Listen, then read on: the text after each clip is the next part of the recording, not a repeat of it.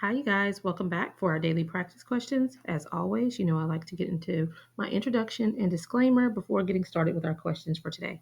So, for those of you who are familiar with me, hey, y'all. For those of you who are new here, welcome, welcome, welcome. I'm Dr. Brittany Weinstock. I am a family nurse practitioner, and I am the founder and CEO of the Nursing Studio.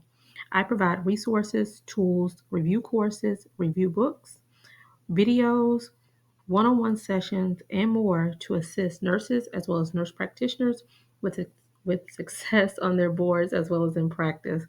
I've been doing this since 2015, assisting nurses and nurse practitioners internationally with exam success. Now, I always go over my disclaimer and reminder that we know there's no absolutes in medicine.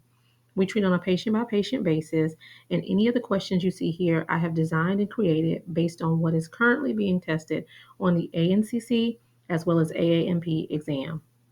Now, any of my videos, if I'm teaching on things that we currently do in practice, I will always say that so that there's no confusion, okay? So, with that being said, let's get into our questions for today.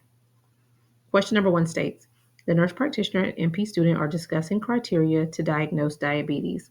All of the following are correct except is it A, fasting glucose of 126 milligrams per deciliter or greater? B, an A1C of 6.0? C, a random plasma glucose of 200 milligrams per deciliter or greater? Or D, a glucose tolerance test of 200 milligrams per deciliter or greater? Take a moment and tell me what you got in the comments, you guys. All right, so I always recommend reading the stem of the question first because it allows you to slow down to ensure you're answering what is even being asked of you instead of creating your own storyline because the scenarios can be large scenarios on exam. You want to pinpoint what they're actually asking, okay? So the stem of the question here states all of the following are correct except.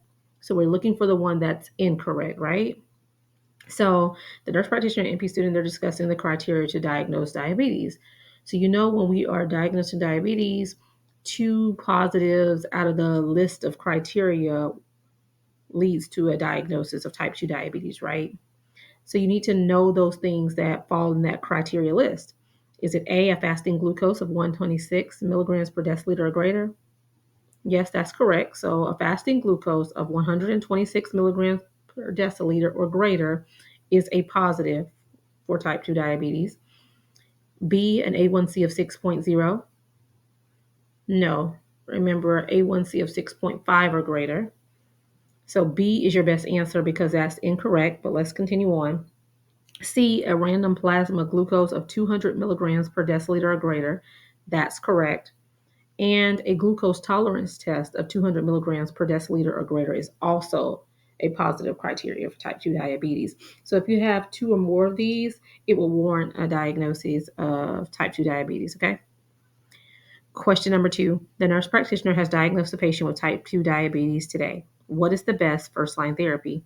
Is it A, Novolog, B, glucophage, C, Humulin, or D, Jardiance? Take a moment and tell me what you got in the comments, you guys.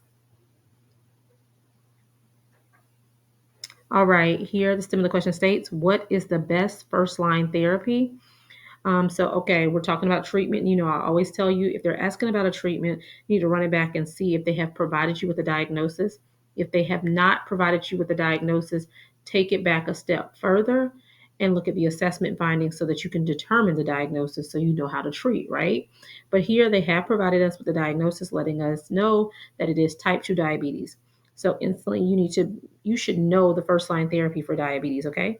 So first line therapy for diabetes is B, glucophage.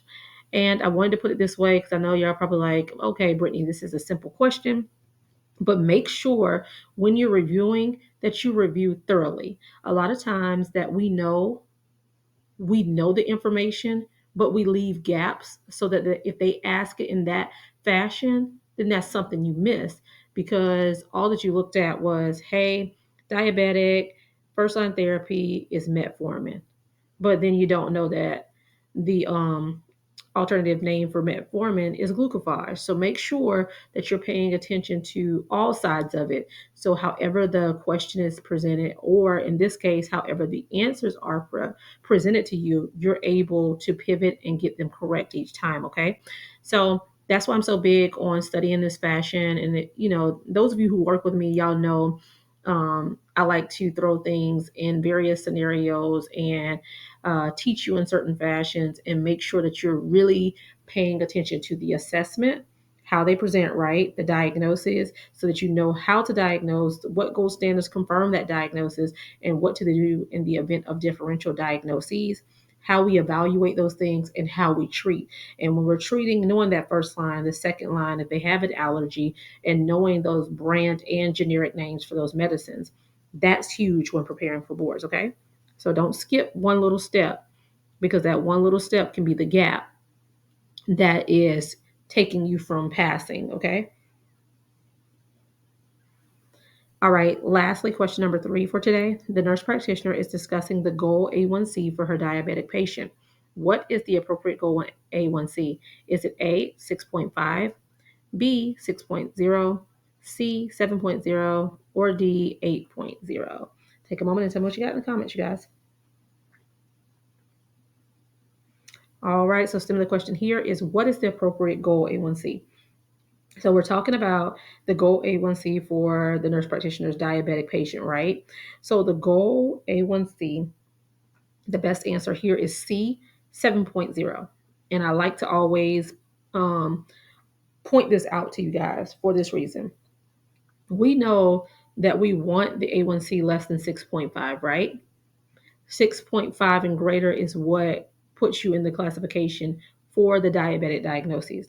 But if they're telling you that the patient is diabetic, the goal for an already diagnosed diabetic is an A1C of 7.0 and less, okay? So C is your best answer. Make sure you're paying attention to those little details so that you're not missing that, okay? So if they're diabetic, the goal is say 7.0, okay? All right, you guys, I hope you found this helpful. As always, be sure to like, comment, and subscribe and share with whomever you may think may find this beneficial as well. But y'all make sure y'all meet me back here. And if you need any of the resources that I offer, feel free to reach out to the nursing studio by giving us a call at 803 400 6864. You can also shoot a text message to this number or shoot us an email to the nursing studio, the number one at gmail.com. The things that I offer are my review book is in the ebook and paperback option, both linked in the bio of this channel. If you're looking for something that is broken down in that assessment, diagnosis, evaluation, and treatment format, short and sweet, it's not heavy. I am big on eliminating the fluff, and it's broken down by systems with interactive sections to test your knowledge after you have reviewed those areas. Medications are associated with the system, and then there's practice questions and rationales at the end of the book. Both of these are linked in the bio of this channel. If you're looking for an independent review that's self-paced for family or adult gero, designed for both exams, that's also linked in the bio of this channel.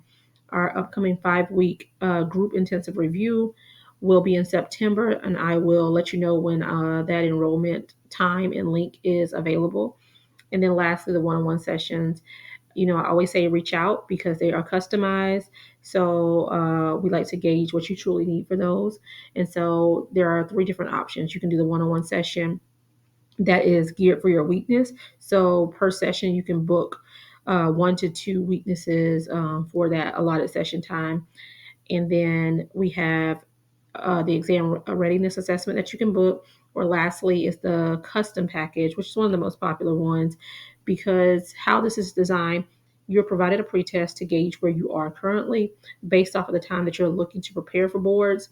I structure a study plan for you for that duration and work alongside with you during that time to take you to a successful exam day. Now, if you need any of those resources, feel free to reach out to us at the Nursing Studio.